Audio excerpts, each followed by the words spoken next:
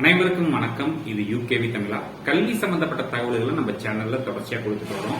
அதே மாதிரி பாத்தீங்கன்னா கல்வி உதவித்தொகைன்னு சொல்லக்கூடிய ஸ்காலர்ஷிப் சம்பந்தப்பட்ட தகவல்களையுமே நம்ம சேனல்ல கொடுத்துட்டு வராங்க. இப்ப இந்த வருஷம் +2 முடிச்ச ஸ்டூடெண்ட்ஸ் கல்லூரிகளை சேர்ந்திருப்பீங்க. சோ இப்ப +2 முடிச்சு கல்லூரிகளை சேர்ற மாணவர்களுக்கு என்ன மாதிரியான ஸ்காலர்ஷிப் ப்ரோக்ராம்லாம் கொடுத்துட்டு இருக்காங்க அப்படிங்கிற தகவல்களை சொல்ல போறோம். இல்ல இந்த பர்டிகுலர் வீடியோல நான் சொல்லக்கூடிய ஸ்காலர்ஷிப் ப்ரோக்ராமோட பேர் என்ன அப்படின்னு பாத்தீங்கன்னா Infosys Foundation STEM Star Scholarship Programme 2025-26 அப்படின்னு சொல்லி இருக்கிறாங்க. சோ இந்த இன்ஃபோசிஸ் நிறுவனம் அவங்கிறது பாத்தீங்கன்னா ஒரு ஐடி பேஸ்டு கம்பெனிங்கிறது நிறைய பேருக்கு தெரியும். அவங்க அந்த ஐடி பேஸ்டு கம்பெனி மட்டும் இல்லாம இன்ஃபோசிஸ் ஃபவுண்டேஷன் சொல்லிட்டு ஒரு அமைப்பு வச்சிருக்காங்க. அது மூலமா நிறைய மாணவ மாணவிகளுக்கு பாத்தீங்கன்னா அவங்களோட கல்வி தரம் உயர்த்துறதுக்காகவும் அவங்க கல்வியை தொடர்ச்சியா படிக்கணும் அப்படிங்கிறதுக்காகவும் என்ன பண்றாங்க அப்படின்னு பாத்தீங்கன்னா சில ஸ்காலர்ஷிப் ப்ரோக்ராம் ஆஃபர் பண்றாங்க. அதுல இந்த வருஷம் 2025-26 வருடத்துக்கான ஸ்காலர்ஷிப் ப்ரோக்ராமுக்கான அனௌன்ஸ்மெண்ட் வந்திருக்குது. சோ இந்த ஸ்காலர்ஷிப் ப்ரோக்ராம் மூலமா நம்மளுக்கு என்ன கிடைக்க போகுது அப்படின்னு பாத்தீங்கன்னா இந்த வருஷம் ஸ்டெம்னு சொல்லக்கூடிய சயின்ஸ் ஓரியன்டான கோர்சஸ்ல ஜாயின் பண்ணவங்க, டெக்னாலஜி ஓரியன்டான கோர்சஸ்ல ஜாயின் பண்ணவங்க, இன்ஜினியரிங் ஓரியன்டான கோர்சஸ்ல ஜாயின் பண்ணவங்க மற்றும் எம்னா மேத்தமெட்டிக்ஸ் ஓரியன்டா ஜாயின் பண்ணவங்க இவங்க எல்லாருக்குமே ஸ்காலர்ஷிப் தர போறாங்க. இந்த ஸ்காலர்ஷிப் யாருக்கு தர போறாங்க அப்படின்னு பாத்தீங்கன்னா பாய்ஸ் அண்ட் கேர்ள்ஸ் 2 பேத்துக்கும் தர போறாங்களான்னு கேட்டா கிடையாது, கேர்ள்ஸ்க்கு மட்டும் தான் தர போறாங்க. அதுவும் பர்டிகுலரா இந்த வருஷம் first year engineering not only and engineering STEM courses, அதாவது நீங்க நார்மலா பிஎஸ்சி பிசிக்ஸ் சேர்ந்துக்கலாம், பிஎஸ்சி கெமிஸ்ட்ரி சேர்ந்துக்கலாம், பிஎஸ்சி பயாலஜி சேர்ந்துக்கலாம், பயோடெக்னாலஜி சேர்ந்துக்கலாம், பிஎஸ்சி மேக்ஸ் சேர்ந்துக்கலாம்.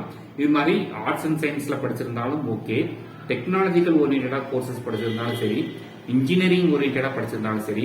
இது கூடுதலா இவங்க என்ன சொல்றாங்கன்னு பாத்தீங்கன்னா ஆர்கிடெக்சர் ஓரியன்டான கோர்சஸ்ல ஜாயின் பண்ணவங்களும் சரி, அது போக உங்களுக்கு 5 இயர்ஸ் எம்டெக் இன்டகிரேட்டட் ப்ரோக்ராம்ஸ்ல ஜாயின் பண்ணவங்களும் அப்ளை பண்ணலாம்னு சொல்லியிருக்காங்க.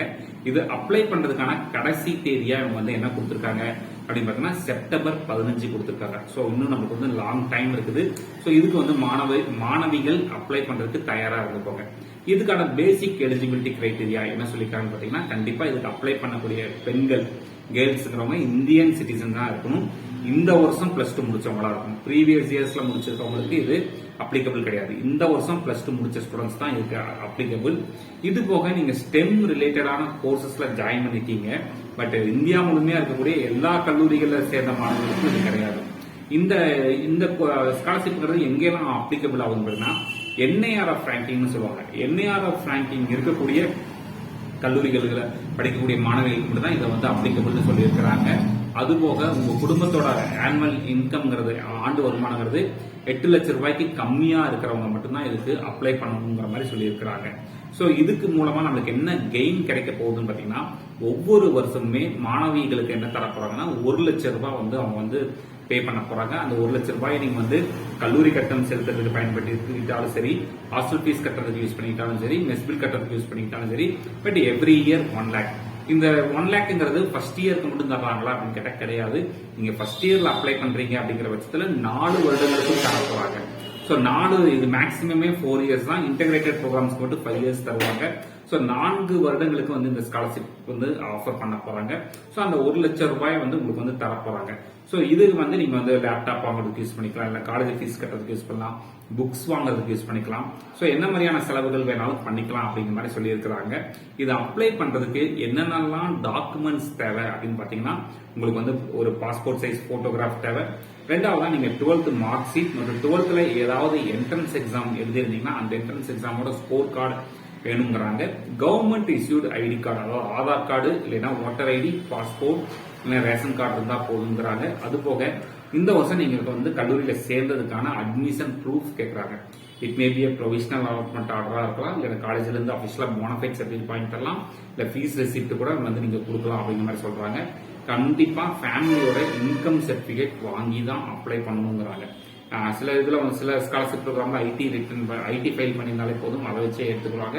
பட் இவங்க கம்பல்சரி ஃபேமிலியோட இன்கம் சர்டிபிகேட் வேணுங்கிறாங்க. அதுபோக கடந்த 6 மாசங்களோட இபி பில், அதாவது எலக்ட்ரிசிட்டி பில் கம்பல்சரி சப்மிட் பண்ணணும் அப்படிங்கிற மாதிரி சொல்றாங்க.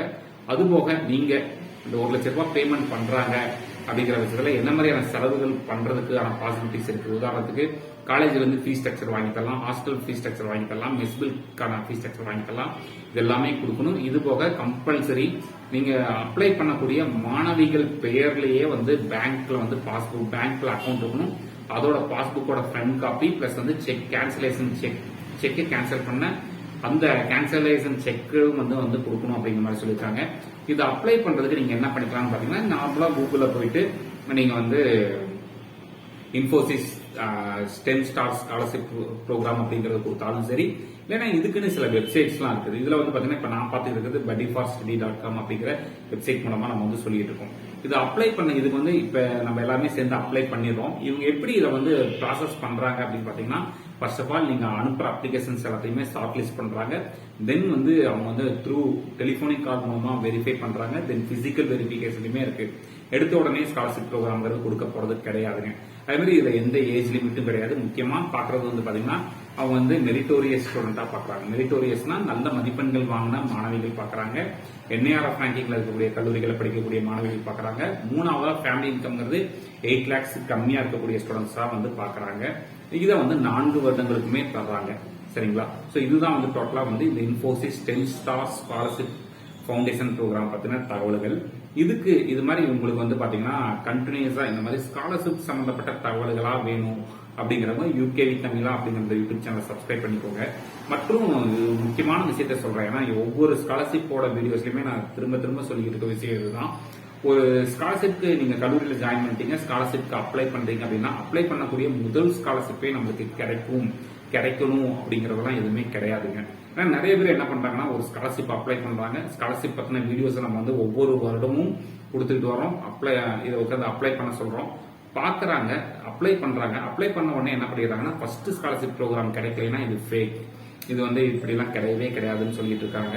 பட் நிறைய பேர் என்ன பண்றாங்கன்னா, தொடர்ச்சியா அப்ளை பண்ணி நம்ம சேனல் மூலமாவும் சரி நிறைய ஸ்காலர்ஷிப்ஸ் வந்து ஸ்டூடெண்ட்ஸ் வந்து வாங்கிட்டு தான் இருக்கிறாங்க.